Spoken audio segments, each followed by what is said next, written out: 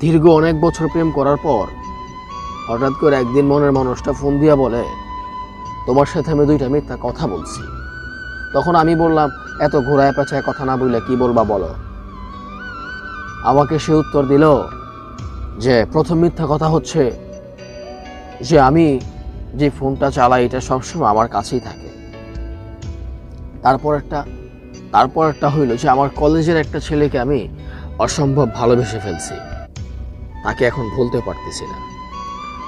ওই মানুষটা আমার সবকিছু জানার পরেও মানুষটা আমাকে ভালোবাসতে ইচ্ছুক। তুমি আমাকে মাফ করে দাও, আমি নিজের অজান্তে আমি ওই ছেলেটাকে ভালোবেসে ফেলাইছি। তুমি আমাকে অনেক ভালোবাসো না? আমি বললাম, দেখো, আল্লাহ পাকের কাছে সবকিছুর বিচার আছে। আল্লাহ পাক ছেড়ে দেয় কিন্তু কখনো ছাড় দেয় না। এই পৃথিবী